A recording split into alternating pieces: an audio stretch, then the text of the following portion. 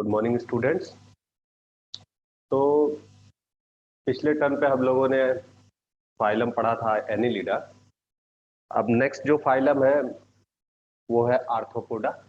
Arthropoda में ortho का मतलब होता है ज्वाइंटेड और पोडा का मतलब होता है लेग।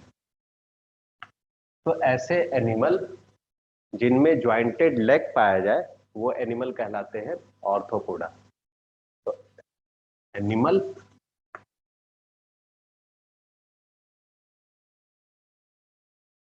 हैविंग ज्वाइंटेड लेग मतलब इसमें जितने भी एनिमल होंगे आर known as या are belongs to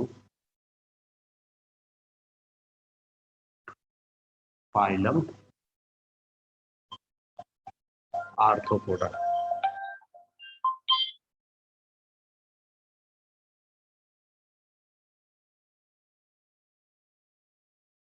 तो फाइलम आर्थ्रोपोडा का मतलब कि ऐसे एनिमल जिनमें ज्वाइंटेड लेग हो वो कहलाते हैं आर्थ्रोपोडा। अब हम नेक्स्ट जो फाइलम पढ़ इसी फाइलम के जनरल कैरेक्टर पढ़ेंगे। तो ये तो समझ में आ गया कि एनिमल जिनमें ज्वाइंटेड लेग हो वो आर्थ्रोपोडा के एनिमल कहलाएंगे। अब क्या क्या कैरेक्टर होते हैं इनमें? General characters.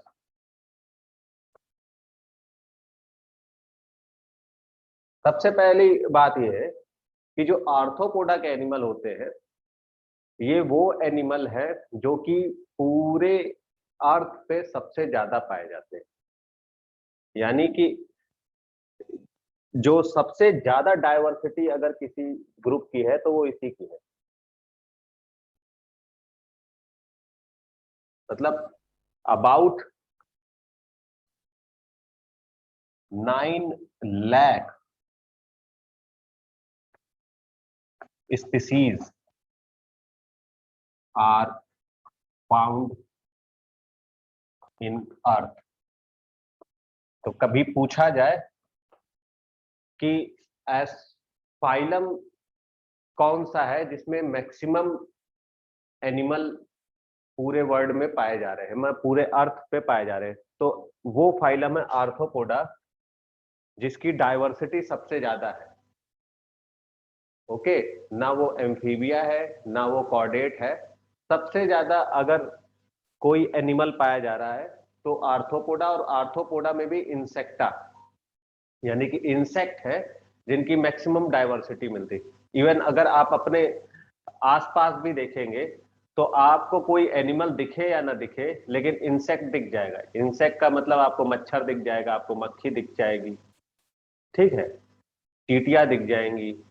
तो ये सारी एनिमल आपको हमेशा दिखते रहेंगे क्योंकि मैक्सिमम डाइवर्सिटी इनकी है। तो about 9 lakh species are found in earth, यानी मेजर डाइवर्सिटी आर फाउंड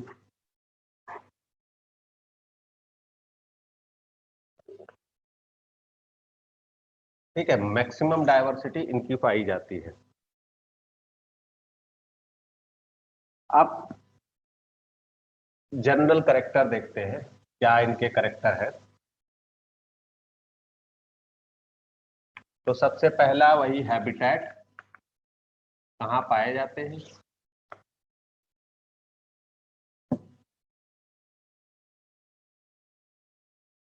तो ये जो एनिमल है जनरली ये लैंड पे पाए जाते हैं, मतलब सॉइल में पाए जाते हैं या लेकिन कुछ जो है वो एक्वाटिक भी होते हैं, मतलब मरीन वाटर में भी पाए जाते हैं और फ्रेश वाटर में भी पाए जाते हैं। तो generally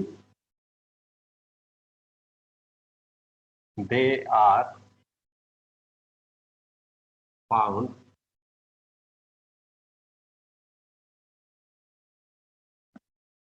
on land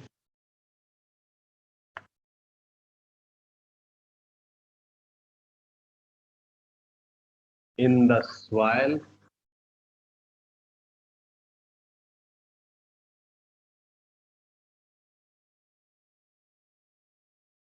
in sea water but some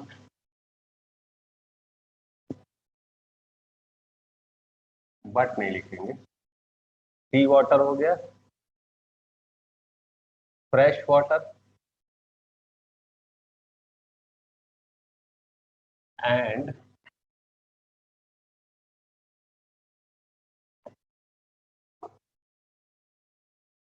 in the bodies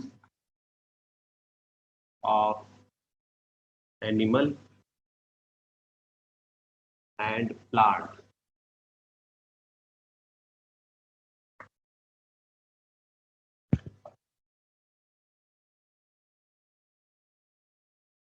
मतलब ये है कि ये जनरली लैंड में पाए जाएंगे, लैंड में भी सॉइल में हो सकते हैं, फ्रेश वाटर में हो सकते हैं,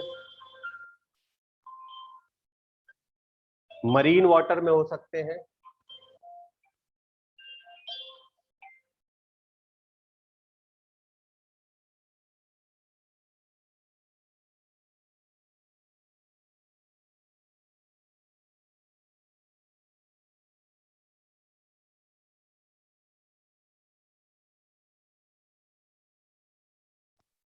एक चीज छूट गया, देखिए, सॉइल हो गया, फ्रेश वाटर के अलावा मरीन वाटर भी लिखेंगे, यानी सी वाटर।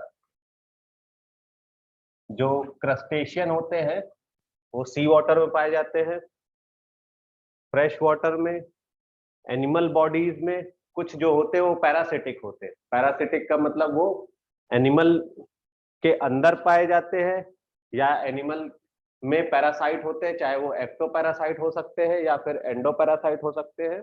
उसी तरीके से प्लांट के भी कुछ पैरासाइट होते हैं, यानी कि प्लांट के जो है वो एक्टोपैरासाइट हो सकते हैं या फिर एंडोपैरासाइट हो सकते हैं। मतलब कि ये है कि ये जो एनिमल है वो सॉइल में भी है, वाटर में भी है, इसके अलावा वो पैरासिटिक भी है। तो यानी कि ये हर जगह पाए जाते हैं। सेकंड है बॉडी फॉर्म।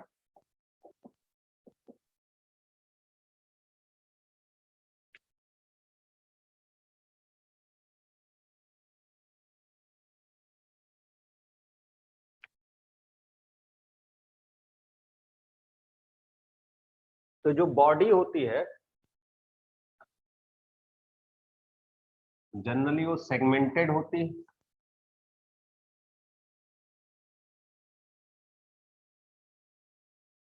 लेकिन इनमें सेगमेंटेशन जो है वो कंप्लीट नहीं पाया जाता है। मतलब जैसा आपको एनिलिडा में दिखता था मेटामेरिक सेगमेंटेशन, मतलब कि आउटर रिंग लाइक एनुलाई दिखते थे और इनर ट्रांसफर सेप्टा दिखते थे, तो इसमें इस तरीके का सेगमेंटेशन नहीं होता है। लेकिन ये इनकी बॉडी फिर भी एक्सटर्नली सेगमेंटेड होती है। और जो सेगमेंटेशन है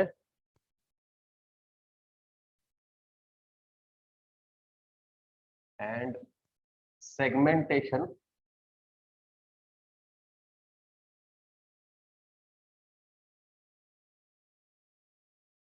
डिवाइड into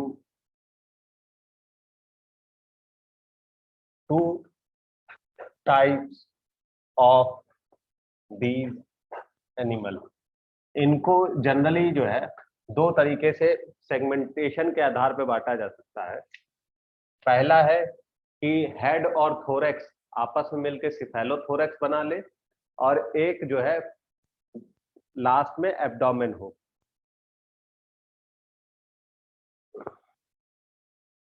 तो मतलब कि सेगमेंटेशन ऐसा हो जिसमें टू रीजन हो, two region, head and thorax fuse to form cephalothorax,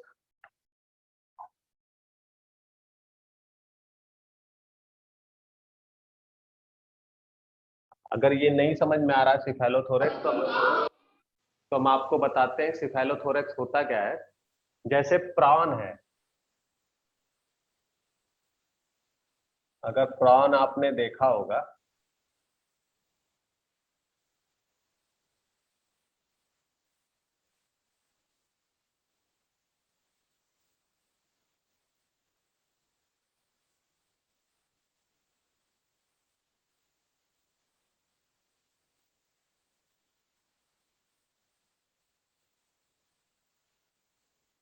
इस तरीके से होता है। इसको प्रॉन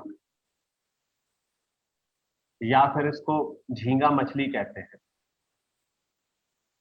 हिंदी में झींगा मछली, ठीक है, इसको खाया भी जाता है। तो इसमें देखिए दो रीजन आपको दिख रहे हैं, एक ये है और एक ये दो रीजन दिख रहे हैं बॉडी के।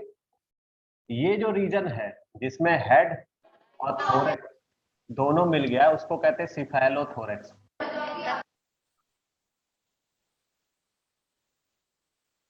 और ये जो लास्ट में आपको रीजन दिख रहा है सेगमेंटेड, इसको कहते हैं एब्डोमेन।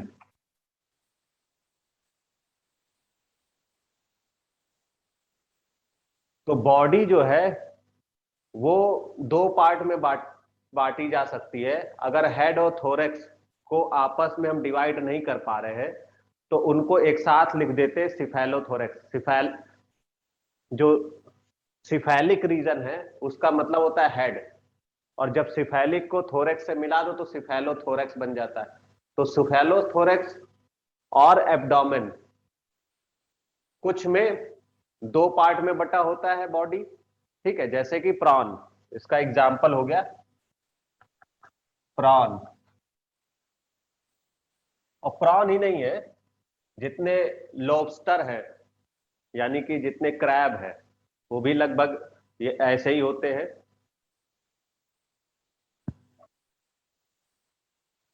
जनरली जो क्रस्टेशियन होते हैं उनकी बॉडी यही होती है। आगे लिखते हैं दूसरा क्या, किस तरीके से, तीन रीजन में।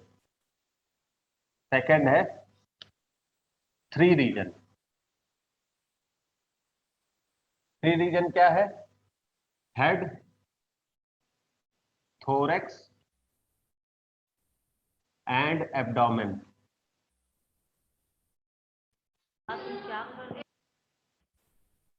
तो जब बॉडी हेड, थोरेक्स और एब्डोमेन में बांटी जाए तो वो तीन रीजन कहलाते हैं। अब वो कैसे है? हेड, थोरेक्स और एब्डोमेन का मतलब ये है कि जैसे कि इंसेक्ट है, बटरफ्लाई है, तो बटरफ्लाई में इस तरीके से बॉडी होती है। तो बॉडी में ये जो पोर्शन है ये कहलाता है हेड। ये पोर्शन जहां पर विंग होते हैं इसको कहते हैं थोरेक्स, और विंग के नीचे वाला पोर्शन ये कहलाता है एब्डोमेन।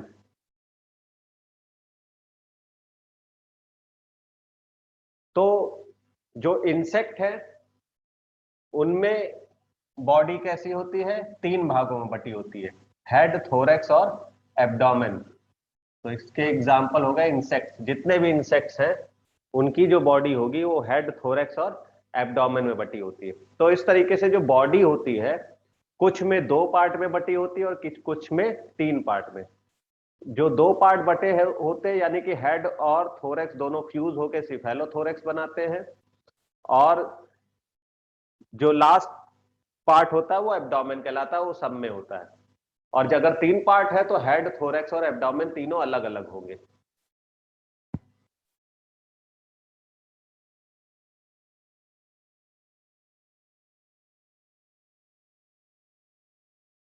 हेलो। Hello sir. हाँ बताओ। सर क्लीन नहीं दिखाई दे रहा है। वो नेटवर्क प्रॉब्लम होगी, दिखेगा अभी। अभी नेटवर्क सही हो जाएगा तो फिर से दिखेगा।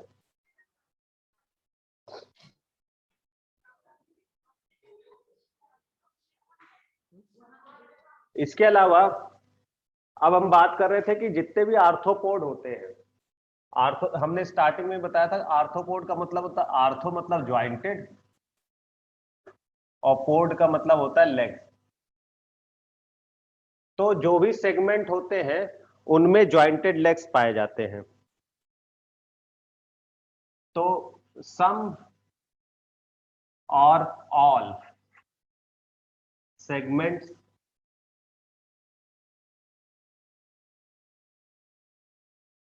some or all segments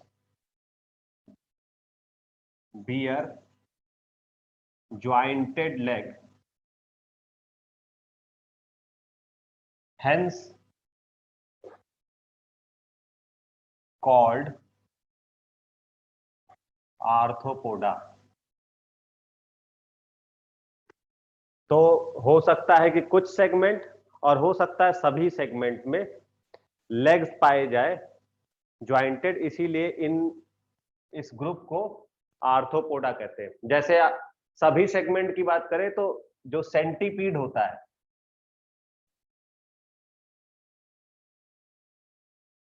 उसमें पूरी बॉडी में लेग्स पाए जाते हैं।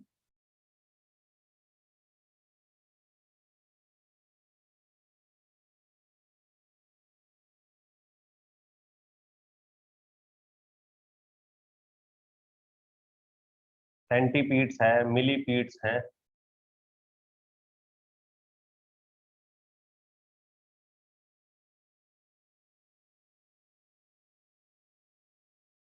तो कुछ एनिमल है जिनके पूरी बॉडी में सेगमेंट पाए जाते हैं, कुछ एनिमल हैं जैसे ये है प्रॉन है, तो इसमें देखिए जो थोरेक्स रीजन है वहीं पर लेग्स पाए जा रहे हैं।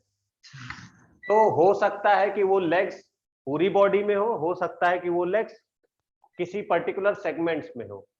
तो एनिमल जिनमें ज्वाइंटेड लेग पाए जा रहे हैं वो कहलाते हैं आर्थ्रोपोडा। ठीक है।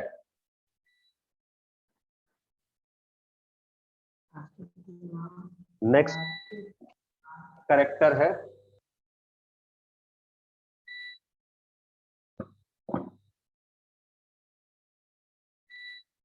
देखिए, अगला है सिमेट्री। तो सिमेट्री सबको पता है वो बायलेटरल होती है। हमने पिछली बार बटरफ्लाई का एग्जांपल ही बताया था कि कैसे बायलेटरल होती है, जब उसको दो पार्ट में डिवाइड कर दो तो आसानी से वो दो पार्ट में डिवाइड हो जाती है। चौथा है जर्म लेयर। जर्म लेयर इनमें ट्रिप्लोब्लास्टिक होती है, मतलब वो तीनों जर्म लेयर पाई जाती है, एक्टोडर्म, मीजोडर्म, एंडोडर्म।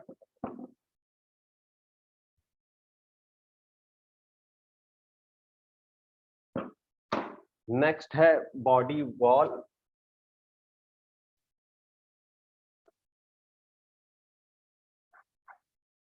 अब ये इंपॉर्टेंट पॉइंट है इसका, बॉडी वॉल।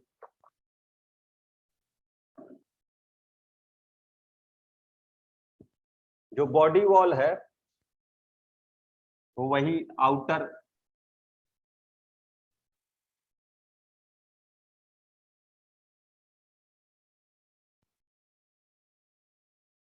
काइटिनस क्यूटिकल होती है,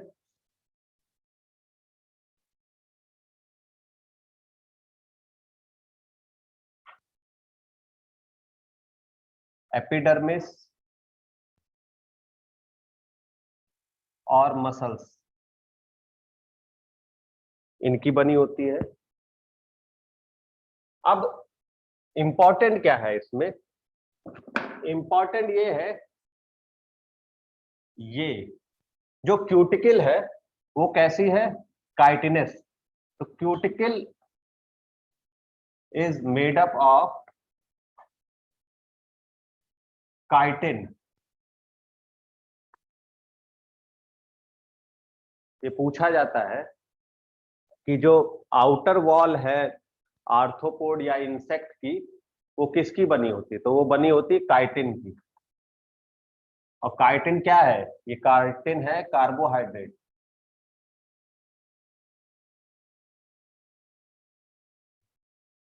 ये बहुत इंपॉर्टेंट है और ये इंपॉर्टेंट करेक्टर भी है इसका, ग्रुप का, आर्थ्रोपोडा का, कि इसमें काइटिनस क्यूटिकल पाई जाती है, यानी काइटिन की क्यूटिकल बनी होती है।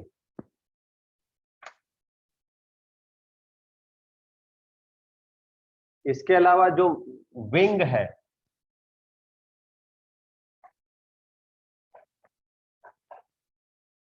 जो इंसेक्ट्स में विंग पाई जाती है, it is also made up of chitin. Wing of insects also made up of chitin, वो भी काइटिन की ही बनी होती है।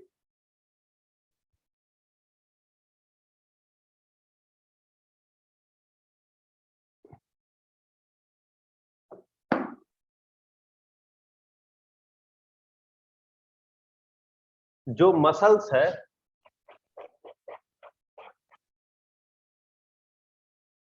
देखिए जब हम आगे मसल्स को पढ़ेंगे एनिमल में अलग से, तो हम आपको बताएंगे कि मसल जो है वो 3 टाइप की होती है। एक होती है स्ट्राइटेड मसल, एक होती है अनस्ट्राइटेड मसल, और एक होती है cardiac muscle.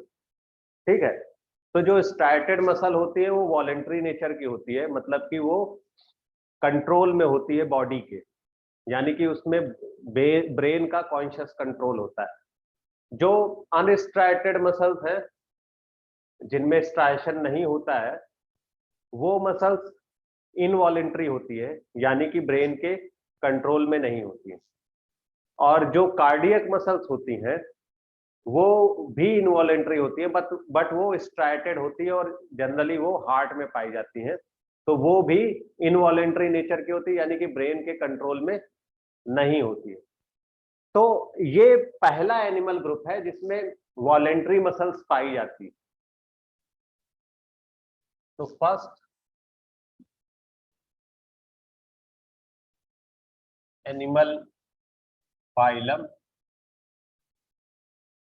in which voluntary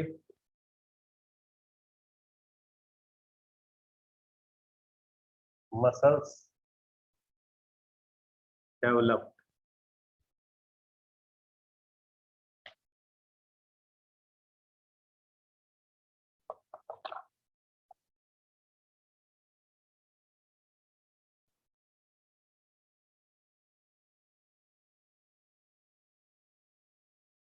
body cavity,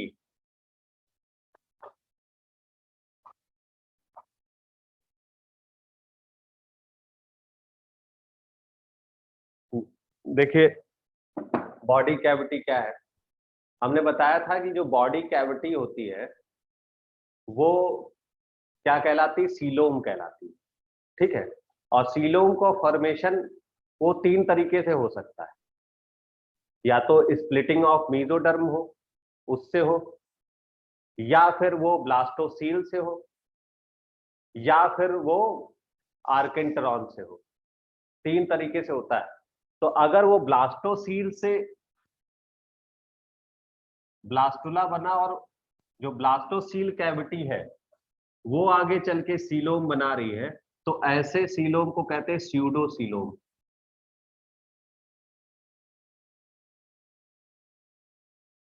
ये किसमें पाया जाता है? ये पाया जाता है एस्के हेलमिंथ यानी निमेटोडा में। निमेटोडा में जो बॉडी कैविटी होती है वो सीडोसिलोमिक होती है, मतलब वो ब्लास्टोसील से बनी होती है, बीच बीच में वो कैविटीज होती है। अगर body cavity splitting of mesoderm से हो बनी हो, स्प्लिटिंग ऑफ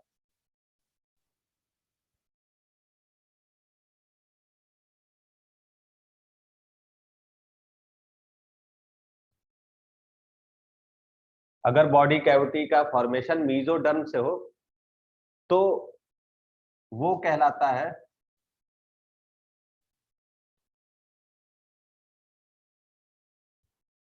एक होता है साइजोसिलोमिक। तो ऐसी बॉडी कहलाती है साइजोसिलोमिक। और अगर बॉडी कैविटी बनी हो एम्ब्रियोनिक आर्केंटरॉन से, तो ऐसी सीलोम कहलाती है इंट्रोसीलोमिक।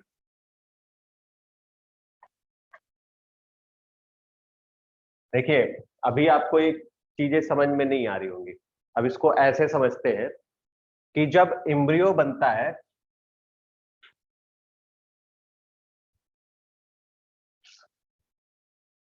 ठीक है, एग हुआ, एग से फर्टिलाइजेशन हुआ स्पर्म का, जायगोट बना, फिर जायगोट से एम्ब्रियो बनता है। अब ये जो एम्ब्रियो है, एम्ब्रियो बनने का प्रोसेस क्या है कि सबसे पहले ब्लास्टुला होता है, यानी कि जो एग है उसमें जो सेल्स होती है वो डिवाइड होती है। तो सबसे पहले ब्लास्टुला बनता है डिवाइड होके, हॉलो बॉल शेप्ड स्ट्रक्चर। इससे पहले भी मॉरुला होता है, जिसमें जो कि मलबेरी शेप होता है, इसलिए उसको मॉरुला कहते हैं, मलबेरी का मतलब शहतूत जैसा। फिर ब्लास्टुला, और ब्लास्टुला में आगे चल के एक कैविटी बनती है जिसको ब्लास्टोसील कहते हैं, और जो लेयर होती है आउटर उसको ब्लास्टोडर्म कहते हैं। ये ब्लास्टोडर्म है, ये जो कैविटी है इसको कहते हैं ब्लास्टोसील। तो अगर ये कैविटी आगे चल के सीलोम का फॉर्मेशन करे तो ऐसा एनिमल स्यूडोसीलोमिक कहलाता है। लेकिन आगे अगर ये ब्लास्टोसील आगे चल के क्या होती है, ये इस तरीके से इन्वेजिनेट कर जाती है,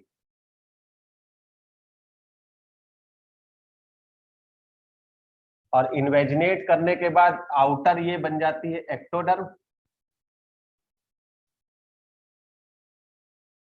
ये जो बीच में है ये मीजोडर्म बन जाती है, ये इनर जो है ये एंडोडर्म बन जाती है। तो अगर बॉडी कैविटी इस मीजोडर्म के स्प्लिटिंग से बन जाए, इस तरीके से स्प्लिट होके ये बॉडी कैविटी बनाए, तो वो साइजोसीलोमिक कहलाता है। और अगर ये जो कैविटी है जिसको आर्केंटरॉन कहते हैं, ये कैविटी आगे चल के सीलोम का फॉर्मेशन करे तो ये इंट्रोसीलोमिक कहलाते हैं। तो जनरली जो आर्थ्रोपोडा, एनिलिडा, आर्थ्रोपोडा और इकाइनो ये मोलस्का, हमने स्टार्टिंग में बताया था, ये जो एनिमल होते हैं, ये इनकी जो बॉडी कैविटी होती है ये साइजोसीलोमिक होती है। बॉडी कैविटी साइजोसीलोमिक होती है, ठीक है। अब साइजोसीलोमिक है तो सीलोम में इनमें क्या होता है, बॉडी फ्लूइड भरा होता है, ठीक है। और बॉडी फ्लूइड भरने के कारण इनके सीलोम को कहते हैं हीमोसीलोम।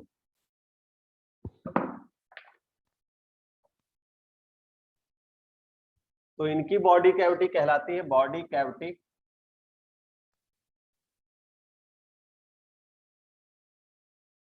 Is a haemocoel. ये भी इंपॉर्टेंट है, पूछा जाता है कि जो आर्थ्रोपोड है उनकी बॉडी कैविटी क्या होती है, तो वो है हीमोसील। इसका मतलब क्या होता है, का मतलब होता है that is body fluid, body cavity surround वाइसरा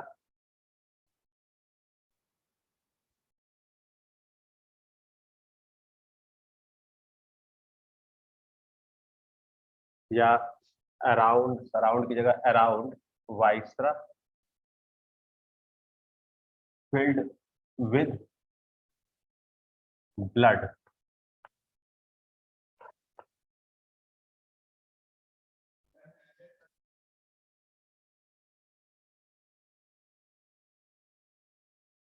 तो जो विसरल ऑर्गन होते हैं, जैसे कि इसका हार्ट हो गया, या जो इसके जो है रेस्पिरेटरी स्ट्रक्चर है या एक्सक्रीटरी स्ट्रक्चर है, वो उसके अराउंड जो है वो ब्लड भरा हो, तो ऐसी बॉडी कैविटी कहलाती है हीमोसील।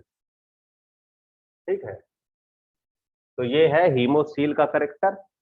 हीमोसील के बाद डाइजेस्टिव ट्रैक्ट। डाइजेस्टिव ट्रैक्ट, तो डाइजेस्टिव ट्रैक्ट इसमें भी कंप्लीट पाया जाता है। It is complete from mouth to anus.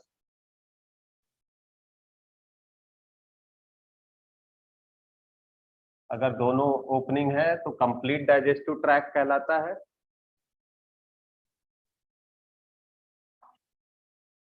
इसमें जो माउथ होते हैं ये भी कई टाइप के होते हैं। माउथ जो है, जैसे इनमें डिफरेंट डिफरेंट टाइप के होते हैं, डिफरेंट डिफरेंट एनिमल ग्रुप में।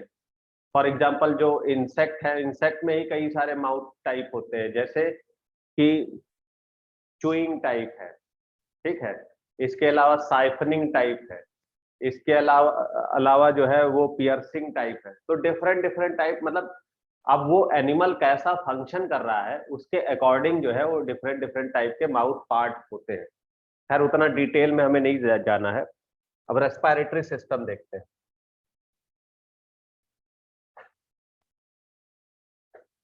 रेस्पिरेटरी सिस्टम,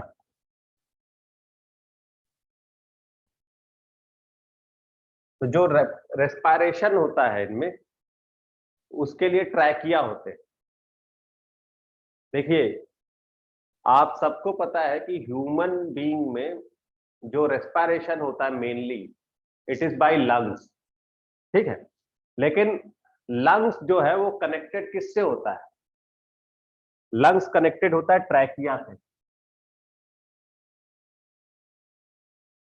अगर ह्यूमन का रेस्पिरेटरी सिस्टम देखिए आप, तो ये नेजल कैविटी हो गई जहां से एयर आती है, या नेजल पैसेज हो गया। इसके बाद ये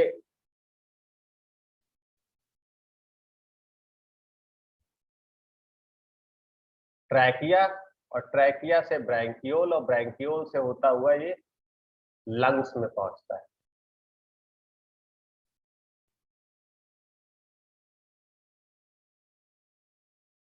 ये है ट्रैकिया, ठीक है। ये कहलाते ब्रोंकाई। ये है लंग।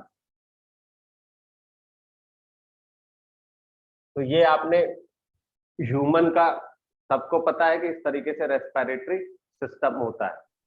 लेकिन इनमें लंग्स नहीं होते हैं, लेकिन क्या होता है इनमें?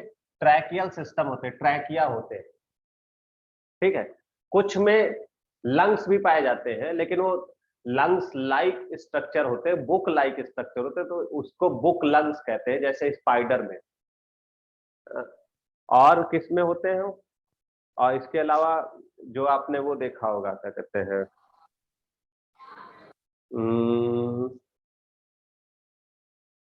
क्या कहते हैं उसको, बिच्छू, तो उनमें बुक लंग्स होते हैं। तो इनमें डिफरेंट डिफरेंट टाइप के रेस्पिरेटरी सिस्टम होते हैं। ट्रैकिया भी होते हैं कुछ में बुक लंग्स भी होते हैं, और कुछ कुछ में गिल्स भी होती हैं। जैसे कि प्रॉन है, उसमें गिल्स पाई जाती है, जो वाटर में होते हैं उनमें गिल्स पाई जाती हैं। तो respiratory respiratory organs are gills. Gills किसमें है? प्रॉन में। इसके अलावा ट्रैकिया या ट्रैकियल सिस्टम, ये पाया जाता है इंसेक्ट्स में।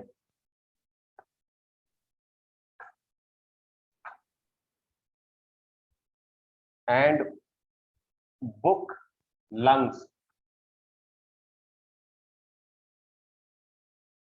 ये पाया जाता है स्कॉर्पियन में, यानी बिच्छू में। तो क्या क्या हो गया, गिल्स हो गए, ट्रैकियल सिस्टम हो गया और बुक लंग्स हो गए।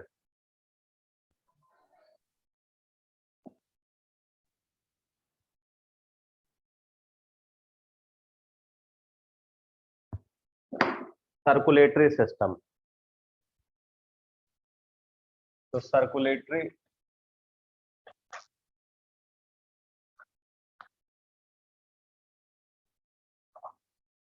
जो सर्कुलेटरी सिस्टम होता है वो ओपन टाइप का होता है। इससे पहले जो हमने सर्कुलेटरी सिस्टम पढ़ा था यानी एनिलिडा में, वो क्लोज टाइप का होता था, क्योंकि वो ब्लड सेल्स या फिर जो प्लाज्मा था वो किस में बहता था, वो किसी ट्यूब में बहता था। लेकिन यहाँ पर जो सर्कुलेटरी सिस्टम है वो ओपन टाइप का, यानी कि जो ब्लड सेल्स या ब्लड है वो कैविटी में बहता है या ऑर्गन फिल्ड होते हैं उस कैविटी में। जैसे उस कैविटी को कहते हैं हीमोसील। तो ब्लड कैसा हो गया, blood circulatory system? Blood circulatory system हो गया ओपन टाइप, यानी कि ब्लड फ्लो इन हीमोसील, इसको कहते हैं that is blood flow in haemocoel,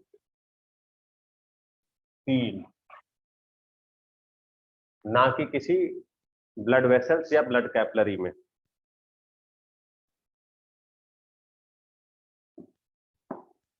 जो ब्लड कार्पसल्स है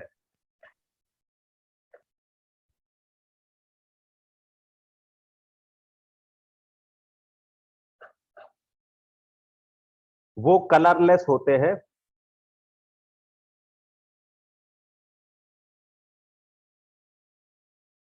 ब्लड कार्पसल्स आर कलरलेस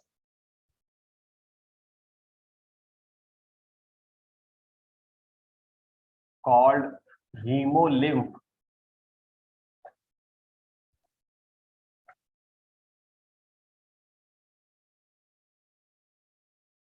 मतलब इनमें कोई पिगमेंट नहीं पाया जाता है। अगर ब्लड जो होगा वो कलरलेस होता है, यानी हीमोग्लोबिन नहीं पाया जाएगा, ना हीमोसाइनिन पाया जाएगा। अगर हीमोसाइनिन होता तो ब्लू कलर होता, और अगर हीमोग्लोबिन होता तो रेड कलर होता। लेकिन दोनों पिगमेंट नहीं पाए जाते हैं, तो कैसा होता है, कलरलेस होता है, व्हाइट होता है, उसको हीमोलिम्फ कहते हैं। इसके अलावा जो हार्ट होता है, हार्ट, इनमें हार्ट पाए जाते हैं, ठीक है। करीब 13 चैम्बर हार्ट होता है।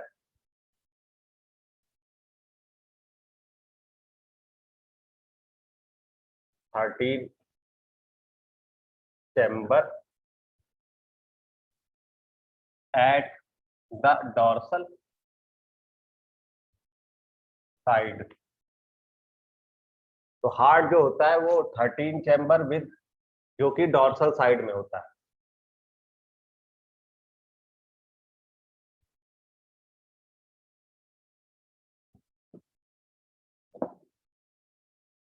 एक्सक्रीटरी सिस्टम,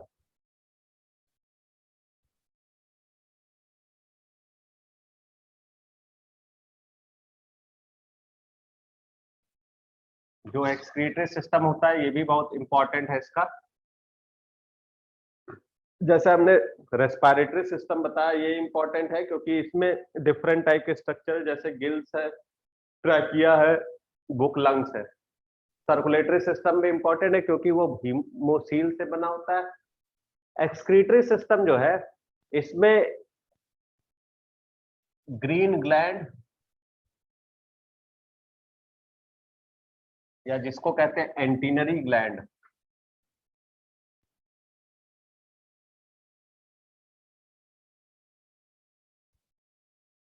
ये पाया जाता है क्रस्टेशिया में।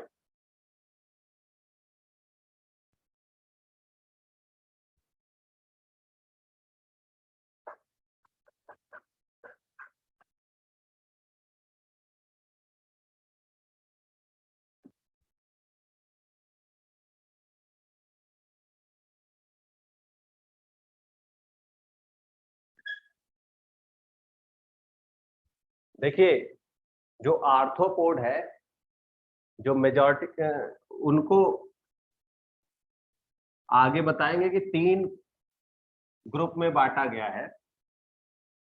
एक इंसेक्टा क्रस्टेशिया, दूसरा इंसेक्टा और तीसरा जो है वो है अरेक्निडा। ठीक है, ये 3 मेजर ग्रुप है। क्रस्टेशिया में कौन आता है? प्रॉन आते हैं।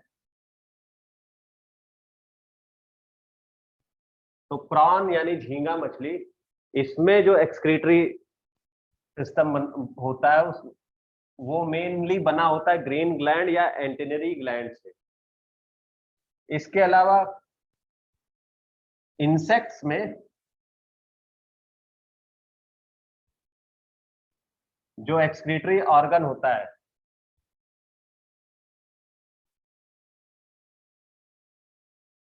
उसको कहते हैं मेल्पीजियन ट्यूब्यूल।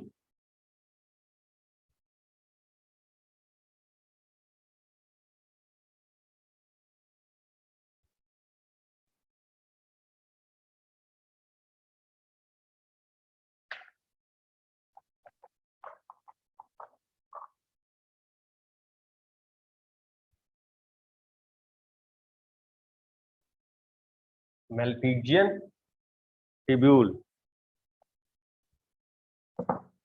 और ये तो इंसेक्ट का हो गया। जो अरेक्निड होते हैं, अरेक्निड्स मतलब जैसे स्पाइडर, इसमें कॉक्सल ग्लैंड होती है।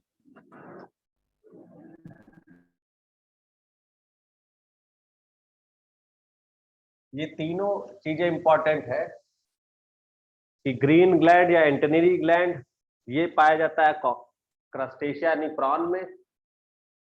इसके बाद मेल्पीजियन ट्यूब्यूल ये पाया जाता है इंसेक्ट यानी कि जैसे कॉकरोच में। अरेक्निडा यानी स्पाइडर ये पाया जाता है, इसमें पाया जाता है कॉक्सल ग्लैंड। तो ये डिफरेंट डिफरेंट एक्सक्रीटरी ग्लैंड्स है और डिफरेंट डिफरेंट ऑर्गेनिज्म में होते हैं, क्योंकि वो डिफरेंट डिफरेंट एरिया में रहते हैं या डिफरेंट डिफरेंट वो एक्सक्रीटरी मैटर एक्सक्रीट करते हैं। कुछ जो है वो अमोनिया एक्सक्रीट करते हैं, कुछ यूरिया एक्सक्रीट करते हैं, कुछ यूरिक एसिड एक्सक्रीट करते हैं। लेकिन जनरली जो आर्थ्रोपोड होते हैं उनका जो एक्सक्रीटरी या नाइट्रोजनस वेस्ट होता है वो कहलाता है यूरिक एसिड। नाम है तो एक्सक्रीटरी वेस्ट और nitrogenous waste is nitrogenous waste of arthropoda is uric acid. ये भी पूछा जाता है, ये इंपॉर्टेंट है। ये पूछा जाता है कि जो नाइट्रोजनस वेस्ट या एक्सक्रीटरी वेस्ट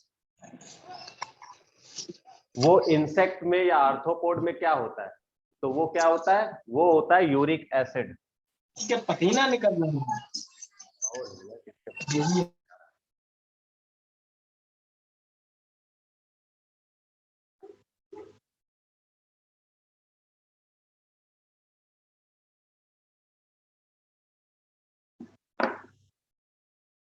तो जो लैंड इनहिबिटिंग एनिमल है और जनरली जो वार्मर इन्वायरमेंट में रहते हैं उनका हमेशा यूरिक एसिड होता है। और जो दोनों जगह अडॉप्ट करते हैं यानी कि दोनों टेम्परेचर में रह रहे हैं, ज्यादा ना कोल्ड है और ना ज्यादा वार्म है, ऐसे का यूरिया होता है। और जो एक्वाटिक होते हैं उनका अमोनिया होता है। तो इनमें भी जो एक्वाटिक जैसे क्रस्टेशियन है, एक्वाटिक आर्थ्रोपोड, उनका पाया जाएगा अमोनिया। उनमें क्या होगा? अमोनिया होगा। लेकिन जो लैंड इनहिबिटिंग होते हैं उनमें यूरिक एसिड पाया जाता है। Next, nervous system.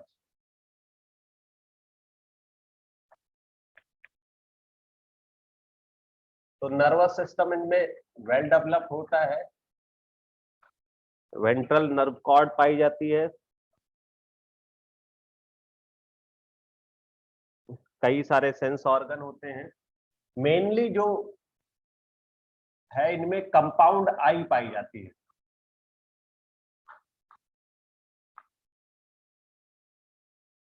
ठीक है, ये जो स्ट्रक्चर है ये फर्स्ट टाइम डेवलप हुआ है इस ग्रुप में, आर्थ्रोपोडा में। जो कंपाउंड आई होती है उसमें कई सारे यूनिट होते हैं। यूनिट को कहते हैं ओमेटिडिया। जो आई की यूनिट है, कंपाउंड आई की unit is known as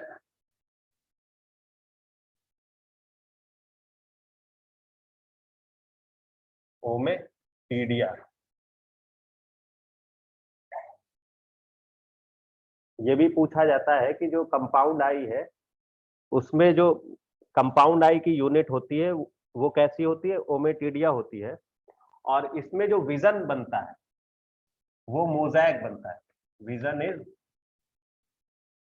mosaic vision.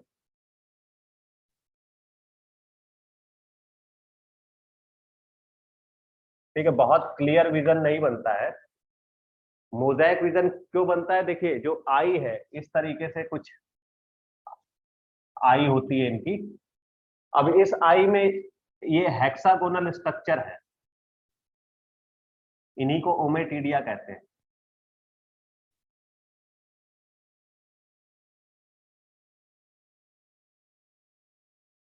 और हर एक ओमेटिडिया अलग अलग नर्व से जुड़े होते हैं और वो इमेज का कुछ ना कुछ पार्ट बनाते हैं। मान लीजिए कि इस पार्ट में लेग दिख रहा है, इस पार्ट में जो है हैंड दिख रहा है, इधर माउथ दिख रहा है, ठीक है, इधर एब्डोमेन दिख रहा है। मतलब कोई एक पर्टिकुलर स्ट्रक्चर जो है एक जगह नहीं दिखता है। इसमें क्या है, हर एक ओमेटिडिया में अलग अलग स्ट्रक्चर दिखते, तो वो एक साथ जब कंबाइन होते तब इनको अच्छे से दिखता है विजन। तो ऐसे विजन को जिसमें कि सेपरेट ओमेटिडिया जो है वो अलग अलग पार्ट को शो करे, उसको कहते हैं मोज़ैक विजन। मोज़ैक आपको पता ही है, मोज़ैक का मतलब ये होता है कि जो जैसे पत्थर आपने देखे, आपने मोज़ैक फर्श देखी होगी, नहीं भी देखी होगी, तो मोज़ैक का मतलब ये होता है कि वो क्या हो, डिस्पर्स हो, पूरी एरिया में डिस्पर्स हो, मतलब यूनिफॉर्मली डिस्ट्रीब्यूट ना हो, वो फैले हो पूरे एरिया में, तो वो मोज़ैक कहलाता है।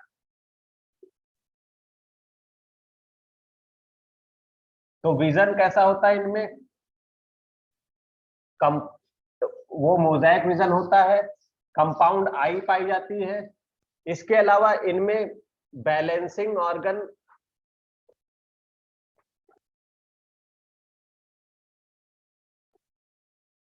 यानी कि स्टैटोसिस्ट पाया जाता है।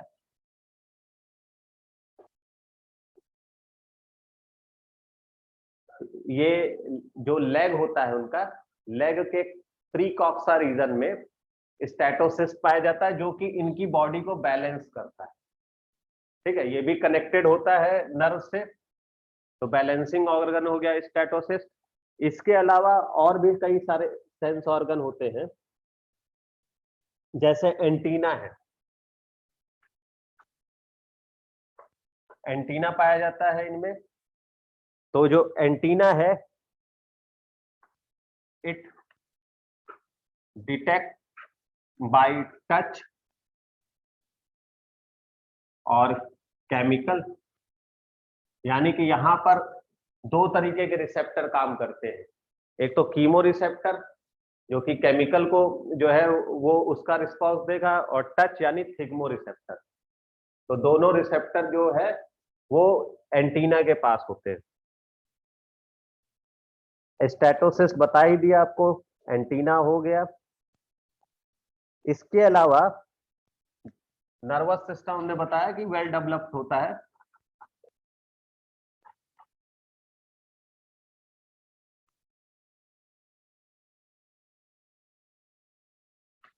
ठीक है, वो कई सारे ज्वाइंट जुड़ के जो है वो गैंग्लियोनिक स्ट्रक्चर बनाएंगे, तो वो गैंग्लियन भी इसमें पाया जाता है। नर्वस सिस्टम के बाद एंडोक्राइन सिस्टम, एंडोक्राइन ग्लैंड। तो इनमें एंडोक्राइन ग्लैंड पाई जाती है, वो कौन कौन सी हैं? एक है कॉर्पोरा एलाटा और दूसरी एंडोक्राइन ग्लैंड है प्रोथोरेसिक ग्लैंड।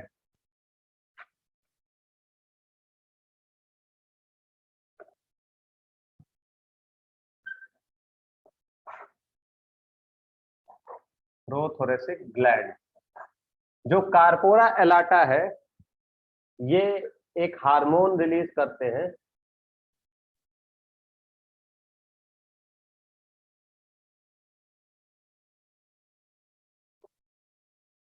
इस हार्मोन का नाम है इग्डाइसोन। और जो प्रोथोरेसिक ग्लैंड है ये हार्मोन रिलीज करते हैं जुवेनाइल हार्मोन।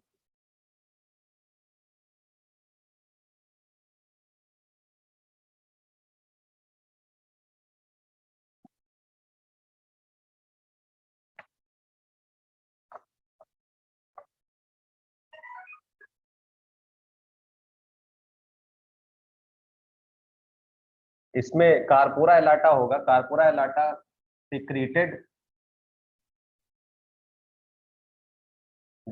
कार्पोरा एलाटा जुवेनाइल करता है, सिक्रीटेड जुवेनाइल हार्मोन,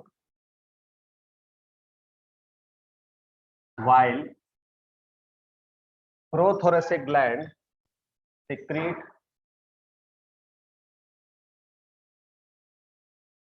ecdysone।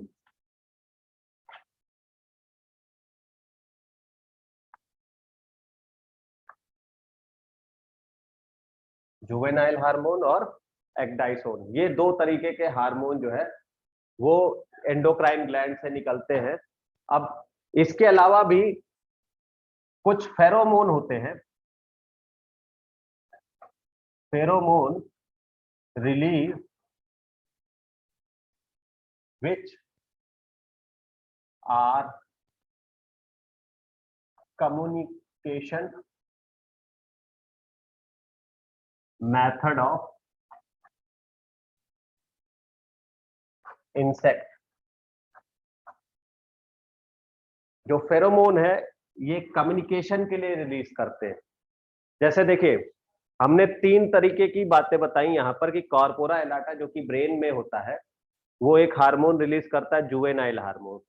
तो इस हार्मोन का काम है कि जब ये लार्वल स्टेज में हो तो मोल्टिंग करे, ठीक है, मतलब उसमें प्रॉपर मोल्टिंग होनी चाहिए, तो वो कहलाता है जुवेनाइल हार्मोन के कारण होता है वो। उसके अलावा फिर जो प्रोथोरेसिक ग्लैंड है जो कि थोरेक्स रीजन में होती है वो एक रिलीज करता है हार्मोन एक्डाइसोन। इस हार्मोन का काम है कि ये मेटामॉर्फोसिस करे और मेटामॉर्फोसिस से जो जुवेनाइल है जुवेनाइल से वो क्या बने, एडल्ट बने, ठीक है। तो जुवेनाइल से एडल्ट बनने के लिए भी हार्मोन चाहिए और जुवेनाइल स्टेज में जो प्रॉपर मोल्टिंग है उसके लिए भी हार्मोन चाहिए। उसके बाद कुछ जो इंसेक्ट होते हैं वो एक दूसरे से कम्युनिकेट होते हैं, फॉर एग्जांपल चींटियां हैं।